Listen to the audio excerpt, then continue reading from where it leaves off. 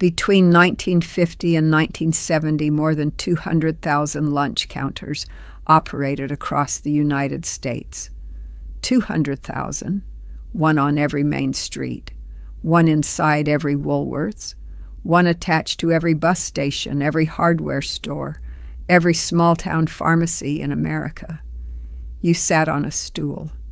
You ordered from a woman who had your coffee poured before you finished sitting down. And for 65 cents, sometimes less, you got a sandwich that nobody makes anymore.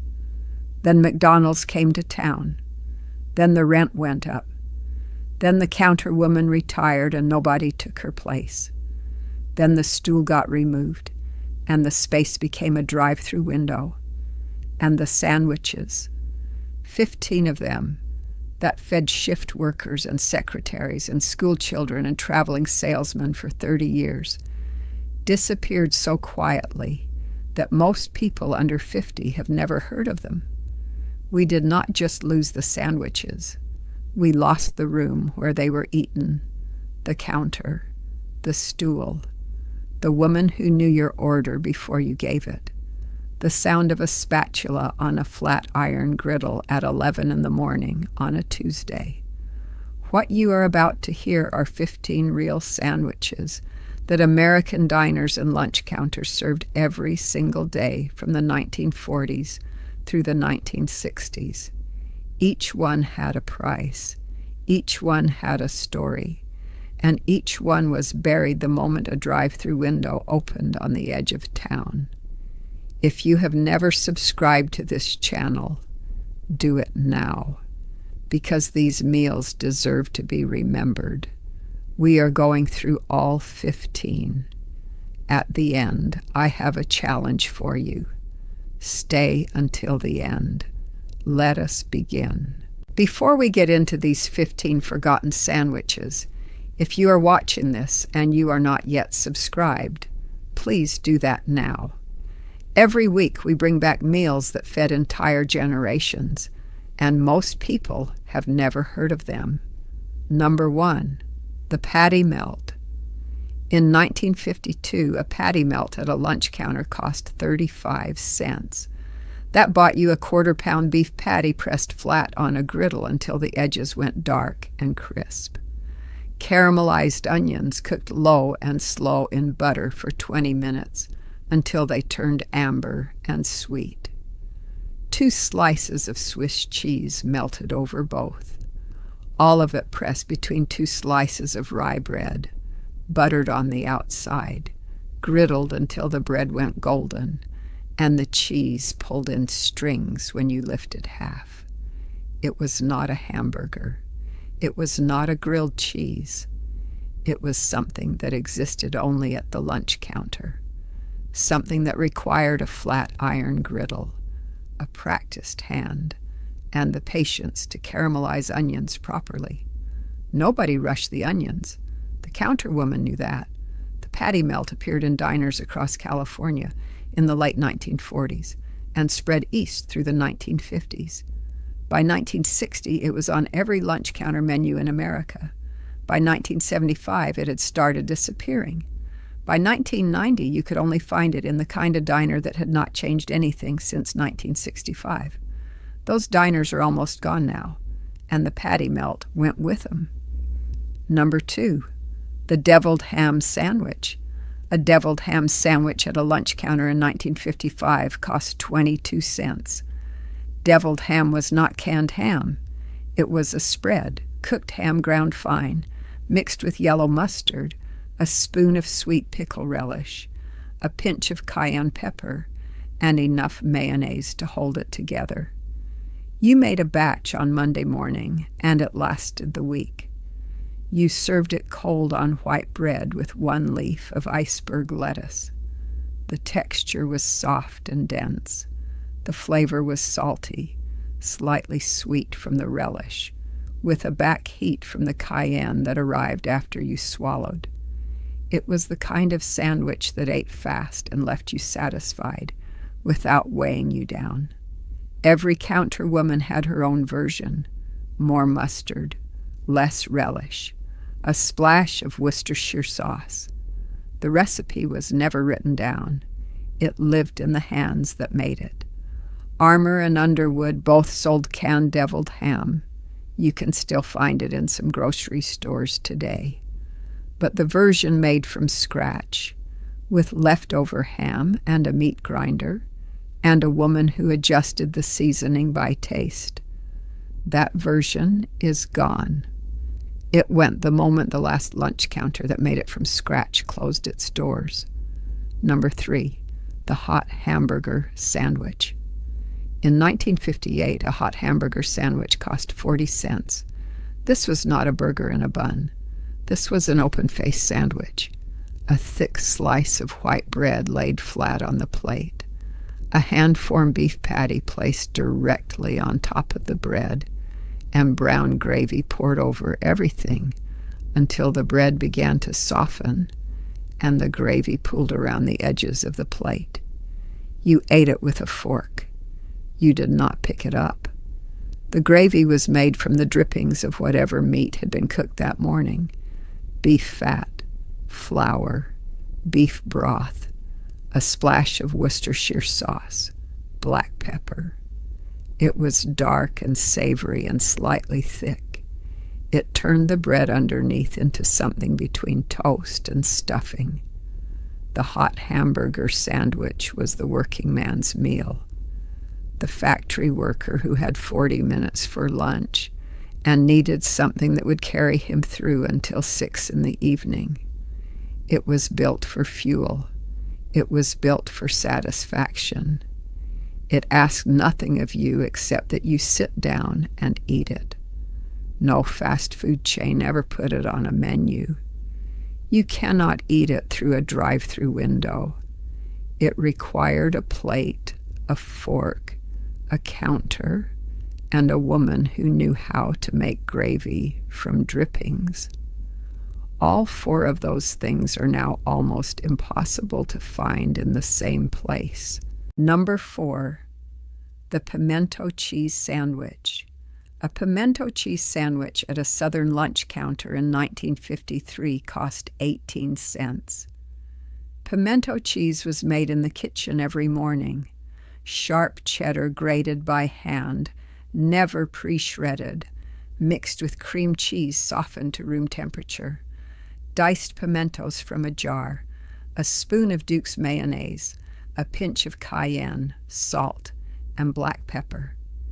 You worked it together with a fork until the mixture was thick and slightly rough.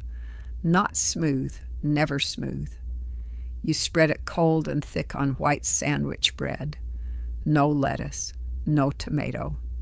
Just the cheese spread and the bread, cut on the diagonal, placed on a plate with a handful of potato chips on the side. In the South, pimento cheese was called the pâté of the South. Every church social had it. Every lunch counter served it. Every grandmother had a version she considered the definitive one.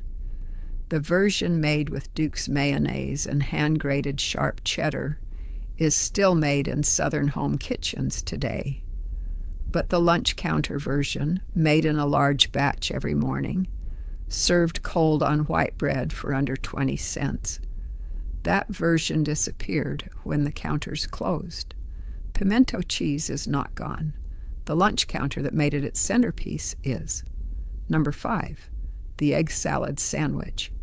In 1956, an egg salad sandwich at a lunch counter cost 20 cents. 6 hard-boiled eggs. Peeled, chopped rough, not fine, never fine. Mixed with enough mayonnaise to hold the mixture together, but not so much that it became wet. Yellow mustard, sweet pickle relish, salt, white pepper, a pinch of paprika on top. Served cold on white bread with 1 leaf of iceberg lettuce, cut in half, placed on a plate. That was the whole recipe. 4 ingredients, 10 minutes, 20 cents. The egg salad sandwich was the most ordered sandwich at American lunch counters throughout the 1950s. It was cheap to make, fast to assemble, filling enough for a full meal, and reliable in a way that required no skill beyond knowing when to stop adding mayonnaise. Every counterwoman knew when to stop. The egg salad sandwich has not disappeared entirely. You can still order one at a deli. But the lunch counter version, made fresh that morning, served cold on white bread for 20 cents by a woman who made 50 of them before noon. That specific version exists only in memory now. Number 6, the ham salad sandwich. A ham salad sandwich in 1954 cost 25 cents. Ham salad was made from the end pieces, the scraps and trim that came off the ham when it was sliced for other orders. Nothing wasted. The pieces went through the meat grinder, came out in coarse shreds, and were mixed with sweet pickle relish, yellow mustard, diced celery for crunch, and enough mayonnaise to bind everything together. The texture was coarser than deviled ham. The flavor was milder, sweet from the relish, savory from the ham, with the clean crunch of celery running through it. You served it on white bread or on a dinner roll, cold, with iceberg lettuce. Ham salad was the lunch counter's answer to waste. The scraps that would have been discarded became a sandwich filling that outsold the sliced ham it came from. The counterwoman understood something that modern restaurant economics has forgotten, that the trim and the end pieces, properly handled, are often more flavorful than the center cut. Nobody grinds ham for sandwich filling anymore. The meat grinder is gone from most kitchens, and with it went the sandwich. Number 7, the grilled cheese with tomato soup. In 1960, a grilled cheese sandwich with a cup of tomato soup at a lunch counter cost 30 cents.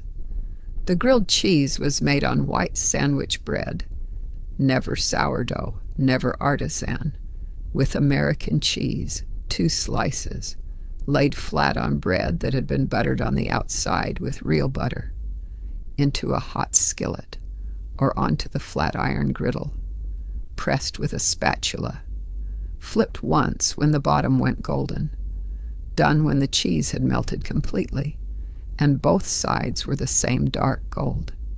The tomato soup came from a can of Campbell's condensed, made with whole milk instead of water, which made it richer and slightly pink instead of red, served in a thick ceramic mug with a sleeve of crackers on the side. You dipped the corner of the grilled cheese into the soup. That was the protocol. Every child who ate at a lunch counter in the 1950s knew the protocol without being told. The grilled cheese with tomato soup is the most remembered lunch counter meal in American food history. It is also the meal most people claim they can still get, and the version they remember, made with American cheese on white bread with canned tomato soup, made with whole milk, is the version almost nobody makes anymore.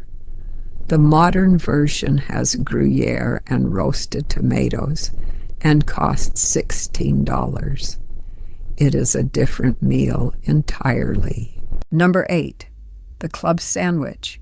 A club sandwich at a lunch counter in 1957 cost 55 cents. That was the most expensive sandwich on the menu, and it was worth every cent. 3 layers of white bread, toasted. Between the first and second layer, sliced turkey breast, crispy bacon, iceberg lettuce, and sliced tomato with mayonnaise. Between the second and third layer, more turkey, more bacon, more lettuce and tomato, held together with 4 toothpicks placed at the corners, cut into 4 triangles, served with a dill pickle spear on the side, potato chips or French fries. The club sandwich required more assembly than any other item on the menu. 3 slices of bread, 2 full layers of filling, 4 toothpicks placed precisely so the sandwich held its shape when cut. A counterwoman who had made 300 of them knew exactly where each toothpick went without looking. The club sandwich still exists. You can order it at most hotels and many restaurants. But the version that costs 55 cents, made from turkey that was roasted in the kitchen that morning, and bacon that came off the griddle 2 minutes ago, served by someone who assembled it in 45 seconds without a recipe. That version is gone. The toothpick is still there. The skill behind it is not. Number 9, the tuna salad sandwich. In 1955, a tuna salad sandwich at a lunch counter cost 28 cents. Chunk light tuna, drained, flaked with a fork, mixed with diced celery, diced white onion, sweet pickle relish, yellow mustard, mayonnaise, salt, and black pepper. Served cold on white bread with iceberg lettuce. Sometimes with a slice of tomato if the tomatoes were good that week. The tuna salad sandwich was the most ordered cold sandwich at American lunch counters throughout the 1950s and 1960s. It was light enough for summer. It was filling enough to carry you through an afternoon shift. It was cheap enough that a secretary making $40 a week could order it every day without thinking about the cost. The counter women made it in large batches every morning. The celery was always diced fine. The onion was always diced finer. The mayonnaise was always Duke's or Hellman's, never Miracle Whip, which was a different condiment entirely and used for different purposes. The distinction mattered. The counter woman knew the distinction. Tuna salad sandwiches still exist. But the lunch counter version, made fresh that morning, served cold for 28 cents by a woman who had the ratio memorized, is a meal that belongs to a world that no longer exists. Number 10, the BLT. A BLT at a lunch counter in 1958 cost 30 cents. Bacon, lettuce, tomato. 3 ingredients. The simplest sandwich on the menu, the hardest to make perfectly. The bacon had to come off the griddle crispy, not soft, not chewy, crispy, and go onto the sandwich while it was still warm. The lettuce had to be iceberg, cold, 2 leaves. The tomato had to be sliced thick and seasoned, with a pinch of salt on each slice before it went on the bread. The mayonnaise had to go on both slices of toasted white bread, all the way to the edges. The assembly had to happen fast. A BLT made too slowly lost everything. The bacon went soft. The tomato made the bread wet. The lettuce wilted from the heat of the bacon.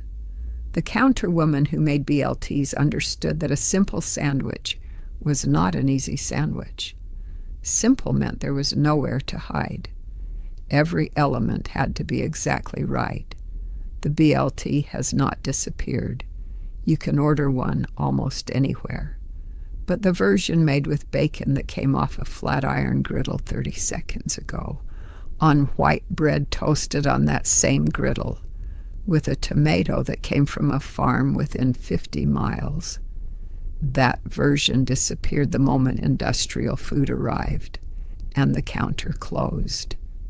The letters are the same. The sandwich is different. Number 11, the olive and nut sandwich. In 1952, an olive and nut sandwich at a ladies' lunch counter cost 20 cents.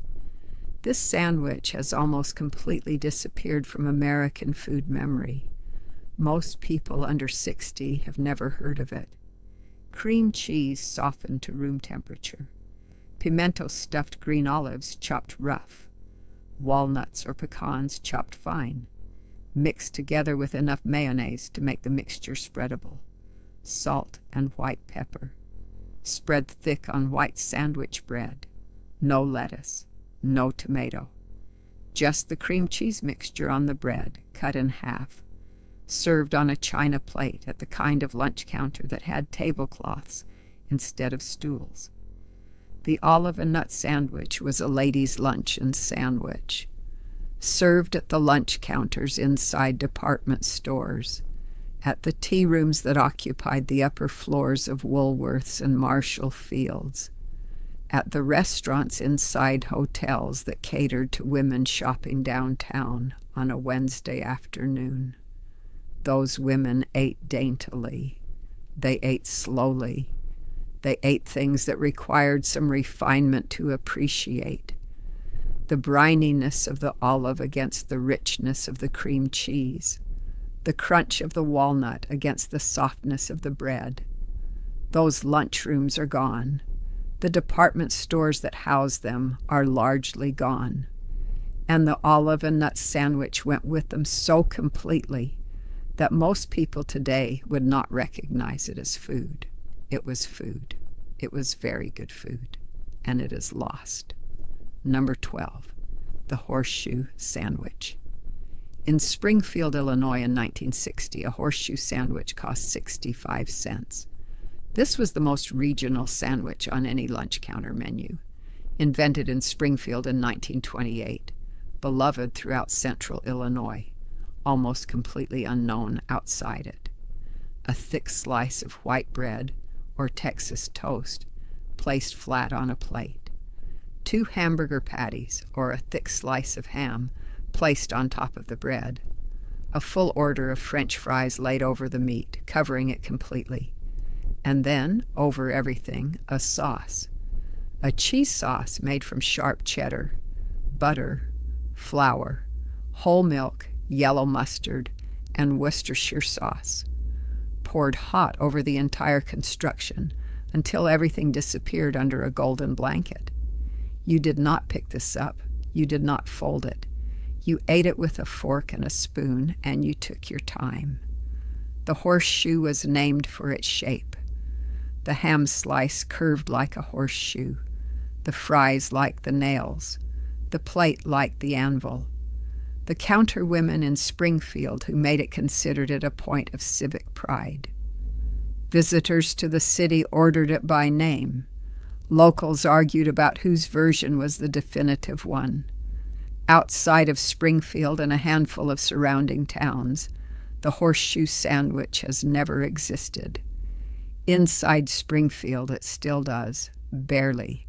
A handful of restaurants still serve it, but the lunch counter version, made by a woman who had the cheese sauce memorized and poured it by eye, is the version that belongs to history now. Number 13, the sliced beef on rye. A sliced beef sandwich on rye bread at a lunch counter in 1959 cost 45 cents. Not a roast beef sandwich, sliced beef, which was a different thing entirely. The diner roasted a top round or eye of round every morning, low and slow, until the internal temperature reached exactly the right point. Still pink in the center, never gray, never dry. It rested for 30 minutes. Then it was sliced thin by hand against the grain with a long carving knife that had been sharpened that morning. The slices went onto dark rye bread spread with yellow mustard or prepared horseradish. No mayonnaise, no lettuce, a thin slice of raw white onion if you wanted it, a dill pickle on the side. The flavor of the beef, properly roasted, properly rested, sliced thin against the grain, was clean and deeply savory in a way that has nothing to do with the processed deli roast beef sold in plastic packaging today. They share a name. They are not the same food. The lunch counter version required a whole roast, a sharp knife, and a counter woman who knew what properly rested meat looked like when you sliced it. None of those things are part of fast food. None of them can be. That is why the sandwich disappeared when the counters did. Number 14, the cream cheese and olive sandwich. In 1951, a cream cheese and olive sandwich cost 17 cents, simpler than the olive and nut version. Just cream cheese softened to room temperature, spread thick on white bread, with pimento stuffed green olives sliced thin, and laid across the cream cheese in a single layer. The bread was closed. The sandwich was cut into 3 rectangles, not triangles, rectangles, and served on a small plate with a paper doily underneath. This was a lady's sandwich, a delicate sandwich, a sandwich that required you to slow down and taste what you were eating, the brininess of the olive, the cool richness of the cream cheese, the slight resistance of the white bread. 3 elements perfectly balanced that required nothing more of the cook than good ingredients and the willingness to treat a simple thing with care. The cream cheese and olive sandwich appeared in women's magazines, in church cookbooks, and on the menus of tea rooms and ladies' luncheons throughout the 1940s and 1950s. It was the sandwich you served at a bridal shower, the sandwich on the bridge club table, the sandwich that said, "I thought about what I was serving you. It costs almost nothing to make. The ingredients are available in any grocery store. Nobody makes it anymore." Number 15, the tenderloin sandwich. In Iowa in 1955, a pork tenderloin sandwich at a lunch counter cost 35 cents. This was the most beloved regional sandwich in the Midwest, served at lunch counters and roadside stands across Iowa, Indiana, and Illinois for most of the 20th century. Outside those 3 states, almost nobody has ever eaten one. A pork loin cutlet pounded thin, very thin, nearly translucent, dredged in seasoned flour, dipped in beaten egg, coated in fine cracker crumbs, and fried in hot lard or shortening until golden and crispy on both sides. The finished cutlet was larger than the bun, much larger, often hanging over the edges by 2 or 3 inches on each side. It went on a soft white hamburger bun with yellow mustard, diced white onion, dill pickle slices, and sometimes a thin smear of mayonnaise. Nothing else. Nothing more was needed. The pork tenderloin sandwich required fresh pork, a meat mallet, a skilled hand at the fryer, and a counter woman who knew exactly when to pull the cutlet.